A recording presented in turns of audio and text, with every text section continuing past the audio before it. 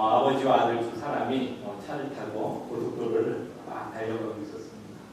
그런데 안타깝게도 교통사고를 당해서 아버지는 그 자리에서 이제 사망하게 되었고, 아들은 중상을 당해서 이제 앰뷸런스에 실려서 병원 응급실로 가게 되었습니다. 그래서 근데 그 아들은 아주 급히 위급하게 수술을 받아야 하는 그런 상황이 되었습니다. 그런데 갑자기 그 급하게 수술을 해야 되는 의사가 이렇게 이야기를 합니다. 이 사람은 제 아들이기 때문에 제가 수술할 수가 없습니다. 이렇게 이야기를 하는 겁니다. 여러분 한번 잘 지금 상황을 생각해 보시기 바랍니다. 아버지는 틀림없이 차를 함께 가다가 사망을 했지요. 그런데 갑자기 그 의사가 이 아들은 제 아들이어서 제가 수술할 수 없습니다. 이렇게 이야기를 합니다. 그러게 어떤 상황인 것 같으십니까? 이 사람은 누구일까요? 이 의사는 누구일까요? 한번 생각해 보시겠습니까? 이 의사는 누구인 것 같습니까? 여러분 지금 어떤 상황인지 좀 이해가 되십니까? 아버지는 돌아가셨는데 그 의사가 자기 아들이라고 합니다. 이 의사는 누구일까요? 답은 아주 쉬운데 그 답은 누군가 하면 그 의사는 바로 중상을 입은 환자의 엄마였습니다. 그렇지요. 아마 엄마라고 생각하시는 분들이 계십니까? 아마 계실 거고요. 또 어떤 분들은 아마 이 상황에 아주 혼돈에 있으셨을 것입니다. 도대체 누구지? 이 사람이? 저도 이 이야기를 들으면서 이 의사 도대체 누구란 말인가? 아버지는 돌아가셨고 그 수술 때 쓴 사람은 누구이길래 이 사람을 아들이라고 부르는 것인가? 이러면서 저도 잠시 혼란을 겪었습니다.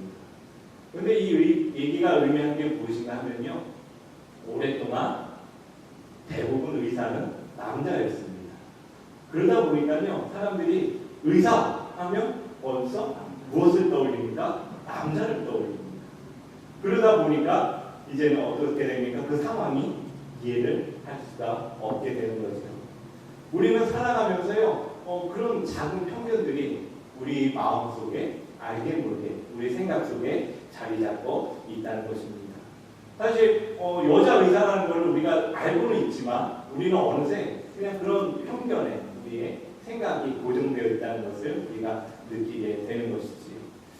이게 참으로 쉬운 것 같은데 우리는 알게 모르게 많은 편견과 또 선입관을 가지고 우리 삶을 살아가고 있다는 것을 보여주는 그런 하나의 이야기인 것 같습니다.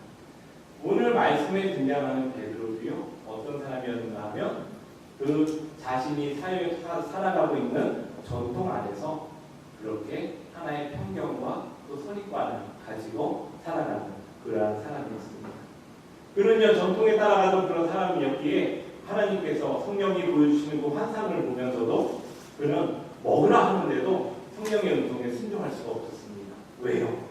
자기가 가진 그 전통과 자기가 이미 생각에 빠져있는 것들 때문에 그 음성에 확 가서 순종할 수가 없었던 것입니다. 그런데요, 그런 환상을 보고 베드로가 여전히 좀 의아해하고 당황해하고 있는 그런 가운데 있었습니다. 그런 환상 가운데 다시 한번 하나님의 말씀이, 성령의 음성이 베드로에게 들려옵니다. 네, 함께 읽어볼까요? 읽겠습니다. 준비 시작.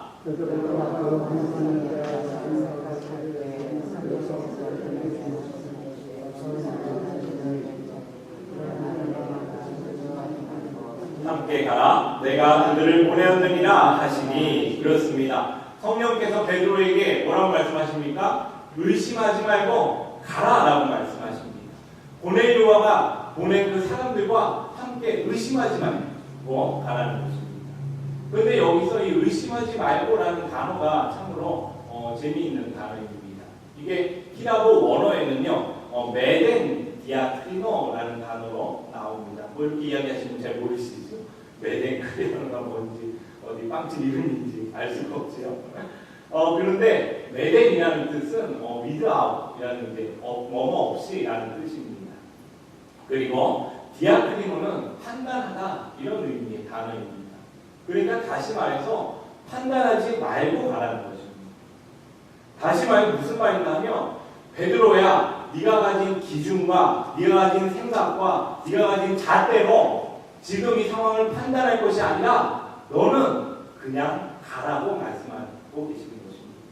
다시 말해서 내가 부정하다고 해서 먹지 않았던 그 바구니에 대해서 그렇게 음식물을 먹지 않았던 그것처럼 행동하지 말고 그 사람이 누구이든 너는 그들과 함께 가는 것을 꺼려하지 말라는 말씀을 전해주고 있는 것입니다. 다시 말해서 네가 가진 생각의 잣대와 편견 때문에 복음이 증거되는 길을 막지 말라는 것입니다. 사람들은요 이미 각자가 가진 수많은 선입관과 편견 속에서 살아갑니다. 그래서 어떤 것을 판단할 때도요 이미 벌써 그거에 대한 결정이 다 되어 있습니다. 왜냐하면 자기 생각 틀 안에서 생각하기 때문에 그렇습니다. 이것이요 인생에 수많은 영향을 줍니다. 수많은 사람들이 그런 선입관으로 인해서 자신의 행복을 잃어버리기도 합니다. 여러분 혹시 말콤 X라는 사람 아십니까? 말콤 X 아마 많이 들어보셨을 것입니다. 대표적인 흑인 지도자이지요. 이 말콤 X가요 어렸을 때부터 그는 백인을 굉장히 좋아하지 않았다고 합니다. 그런데 백인을 좋아하지 않으면서도 그는 백인을 따라하려고 했다고 합니다. 그래서 하얀색 크림을 몸에 발라보기도 하고요. 이제 백인처럼 머리에 염색도 해보기도 하고요. 그렇게 했다는 것이에요. 그런데 아무리 해봐도 백인처럼 되지 않더라는 것이에요. 그게 좌절하는 것이에요. 그리고 어느 날 자신은 결국 백인이 될 수 없음을 깨닫고는 그는 절망과 좌절 속에 있게 됩니다. 여러분, 흑인보다 백인이 아름답다는 것을 누가 가르쳤습니까? 하나님은 세상을 창조하실 때 어떻습니까? 모든 사람을 동등하게, 동일하게, 아름답게 창조하셨습니다. 그런데요, 그 당시에는 말콤 X가 살아가던 당시에는 어떤 편견이 있습니까? 백인이 흑인보다 아름답다는 편견 속에 살아가는 것입니다. 그런데 이런 선입관이 오늘까지도 우리 삶 속에서 계속 끊임없이 일어나고 있다는 것이지요. 아마 뉴스를 주의 깊게 보신 분들은 우리가 지금 또 굉장히 논쟁이 되고 있는 그 미주리의 사건들을 다 기억하실 것입니다. 그것이 단지 오늘날의 문제가 아니라 이전부터 사람들 속에 가져왔던 그런 선입견과 편견이 여전히 우리 가운데 작용하고 있다는 것을 우리는 보고 느끼게 되고 있는 것이죠. 그런데 이 말콤 X는요 거기에 좌절하지 않았습니다. 그는요 오히려 나는 흑인으로 살아가겠다라는 결단을 하면서 그는 이런 멋진 말을 남깁니다. Black is beautiful. 무엇입니까? 검은색이 아름답습니다. 흑인이 아름답습니다. 라는 그런 유명한 말을 남기면서 흑인 사회의 유명한 모토가 되지요. 그러면서 미국 역사에 굉장히 중요한 또 하나의 흐름을 만들었던 사람입니다. 그런데 요즘은요, 백인도 흑인도 또 동양인도 아시아인도 다 모든 사람들이요 행복하지 않습니다. 어떤 갤럽 조사에서 이렇게 조사를 해봤습니다. 자신의 외모에 대하여 만족도를 물었더니 남자의 28%가 이제 만족한다고 대답했고, 그 다음에 여자의 13%가 만족한다고 대답을 했습니다. 그런데 질문을 좀 바꿔봤습니다. 여러분, 당신이 고치고 싶은 곳이 있다면 고치고 싶은 곳이 있으십니까? 이렇게 질문을 바꿔봤더니요, 남자는요 94%가 자기의 외모를 좀 바꿔보고 싶다고 대답을 했대요. 그런데 여자는요 99%가 그렇다고 대답을 했다고 합니다. 여러분 어떻습니까? 우리는요 다 아름다운 사람들입니다. 그런데 어떻지요? 여전히 자신의 외모가 아름답지 않다고 생각하며 살아간다는 것입니다. 행복하지 않지요. 얼마나 자신이 아름다운 사람인지 또 자신의 삶이 얼마나 행복한 삶을 살아가고 있는지 사람들은 미처 깨닫지 못하고 살아간다는 것입니다. 그게 왜 그렇습니까? 세상의 편견이 사람들을 그렇게 만들어가고 있다는 것입니다.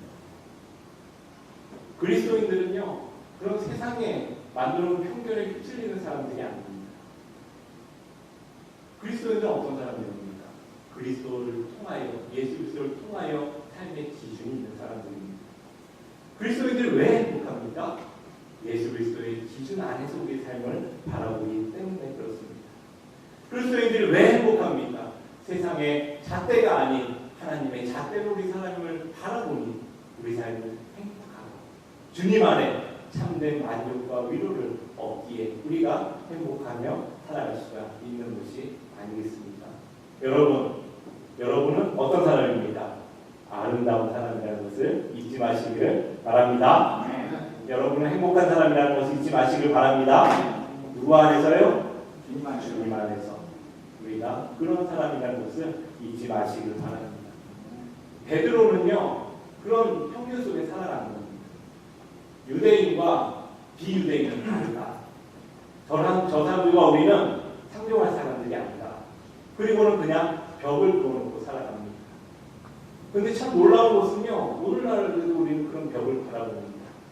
요즘 팔레스타인 그 가자 사태를 여러분 다 알고 계시지 않습니까?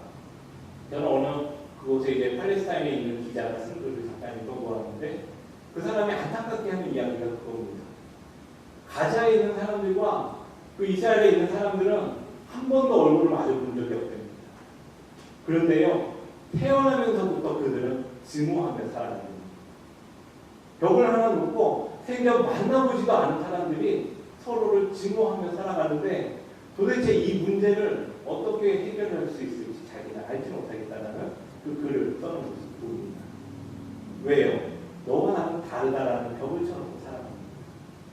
그러니까요 그것을 넘어갈 수가 없지요.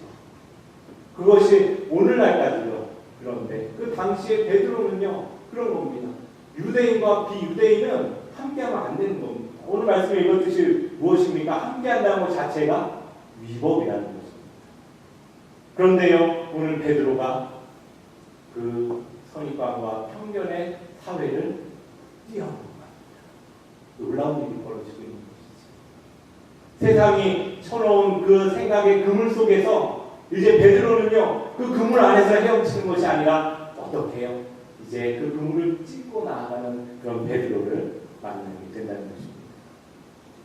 여러분들이 다 아시다시피 이스라엘은 어떤 나라입니까?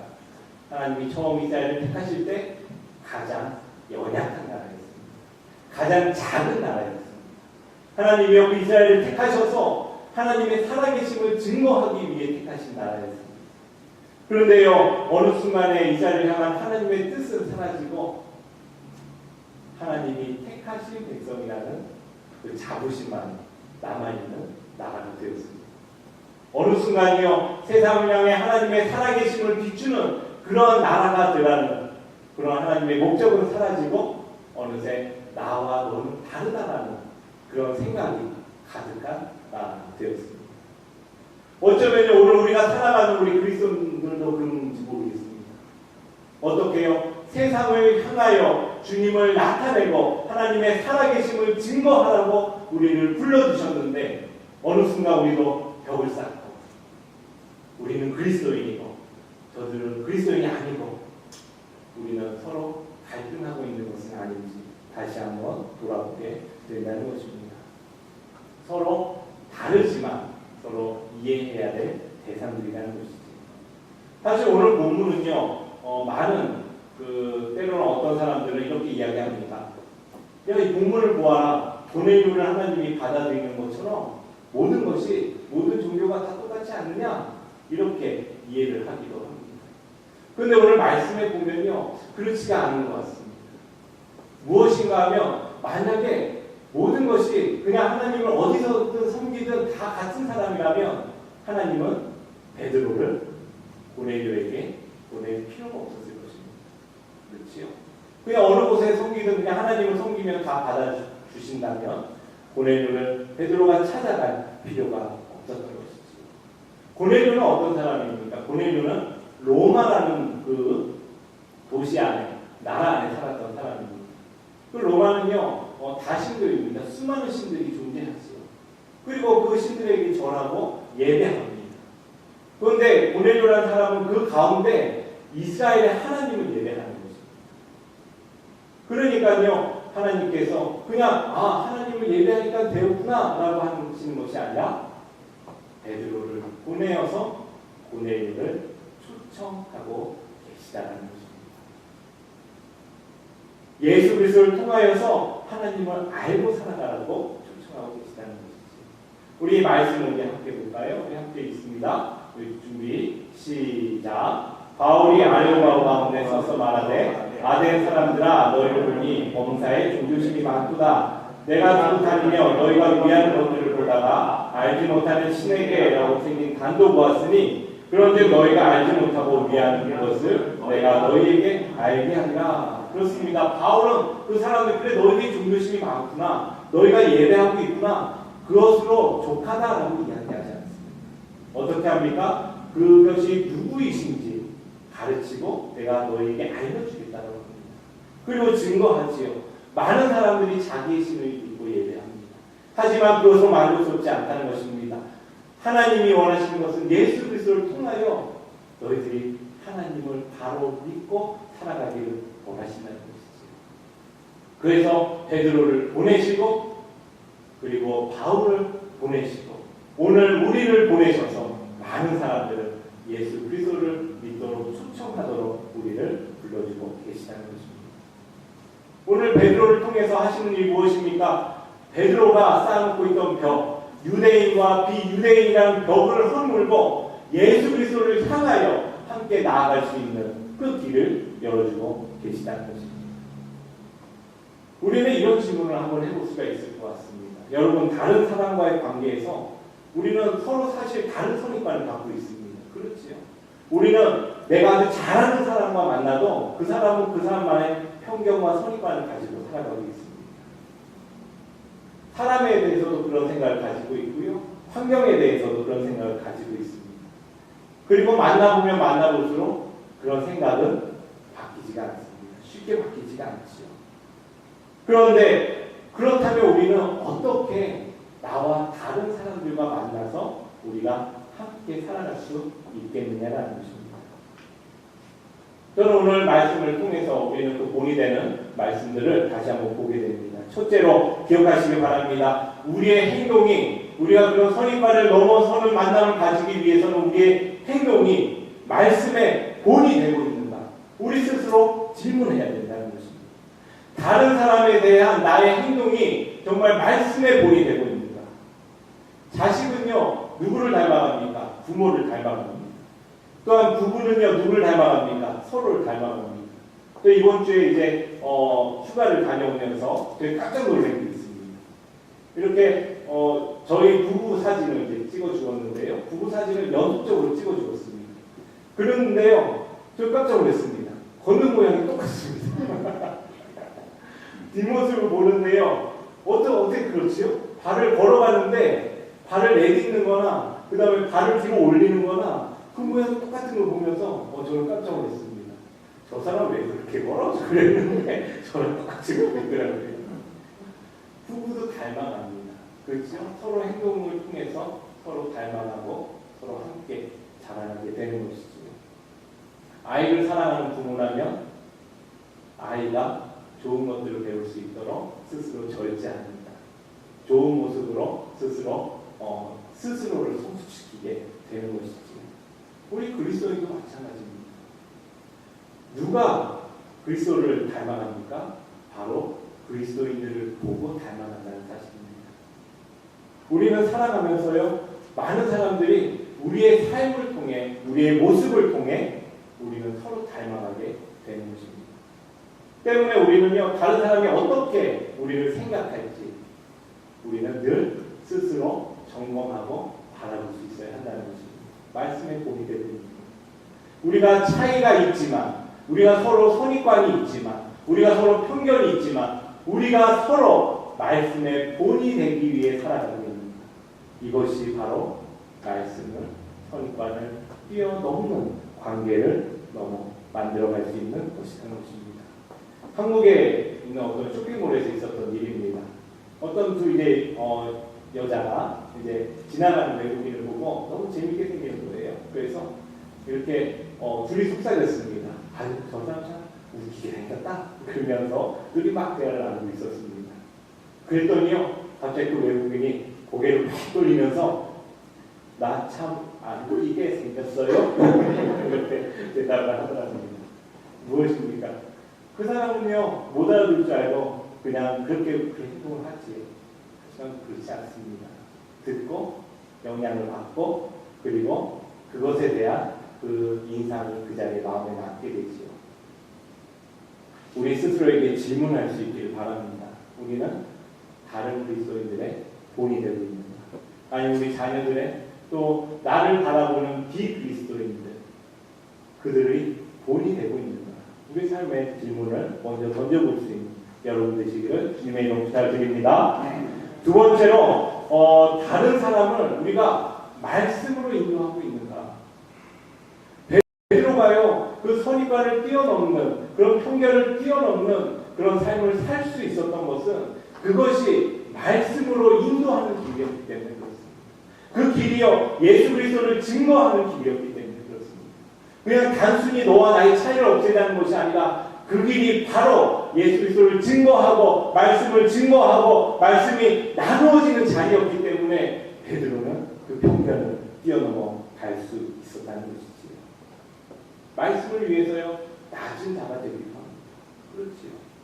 말씀을 위해요 우리는 때로는 모르는 사람이 되기도 합니다. 말씀을 위해서요 우리는요 때로는 우리를 가장 낮은 곳에 그 사람보다 나보다 나은 사람으로 여깁니다. 우리가 관계를 맺음에 있어서 왜요?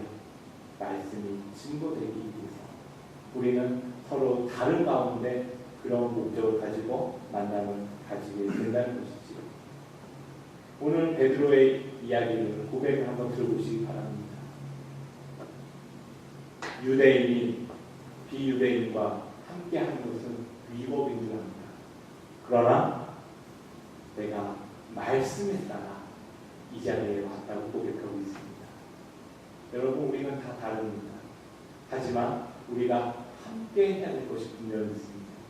그것은 바로 말씀을 따르고 말씀을 증거하고 말씀에 따라 우리의 삶을 함께 살아가는 것이라는 것입니다.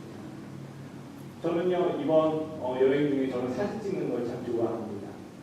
아시는 분들도 계시겠지만 그래서 저는 한 사진을 다 찍은 다음에 가장 내가 좋은 사진들을 몇 장을 이렇게 좀 추려보기도 합니다. 그런데요 이번 주에 그 사진들을 돌아보면서 저의 마음에 가장 감격을 준 사진이 있었습니다. 어떤 사진인가 하면 두 사람이 손을 꼭 잡고 걸어가는 모습. 뭐 풍경이 아름다운 것도 아닙니다. 그냥요 좀 사진이 엉성합니다. 그런데 두 사람의 손잡고 걸어가는 그 모습이 얼마나 아름다운지 그것을 보면서 그렇다. 우리가 너와 나는 다르지만 우리가 두 손을 꼭 잡고 우리가 어디를 향해 걸어가느냐가 참으로 아름다운 것이구나 라는 것을 다시 한번 깨닫게 되었습니다. 우리는요 우리가 서로 다른 것을 인정해야 됩니다. 그렇죠? 우리가 서로 다른 편견과 선입관을 가지고 있다는 것도 우리 인정을 해야 합니다. 그러나 우리가 함께 해야 할 것이 있습니다. 그것은 예수 그리스도를 증거하는 것입니다. 예수 그리스도를 따라가는 것입니다. 주님이 우리에게 주신 말씀을 우리가 행하며 살아가는 것입니다. 그렇게 우리가 함께 걸어갈 수 있기를 바랍니다. 우리 교회가 다른 것이 아니라 너와 내가 다 다른 모양으로 너와 내가 다 다른 생각으로 이곳에 모여있지만 우리가 오직 한 가지 예수님을 닮아가는 일에 우리가 두 손 꼭 잡고 걸어가는 여러분들 되시기를 주님의 이름으로 축복합니다. 우리 함께 기도하겠습니다. 사랑의 하나님 참으로 감사합니다. 오늘 베드로를 통하여 세상이 우리에게 심어놓은 선입관과 편견을 뛰어넘는 말씀을 향해 나아가는 한 위대한 발걸음을 우리가 함께 나누었습니다. 하나님, 우리 이곳에 모인 사람들도 서로가 다 다른 사람들입니다. 그리고 우리가 세상 속에서 또한 다른 사람들과 함께 살아갑니다. 아니 그 가운데서 우리가 두 손 꼭 붙잡고 주님 닮아가는 일에 또 주님 증거하는 일에 우리가 최선을 다하며 살아갈 수 있도록 인도하여 주시옵소서. 예수님의 이름으로 간절히 기도했습니다. 아멘.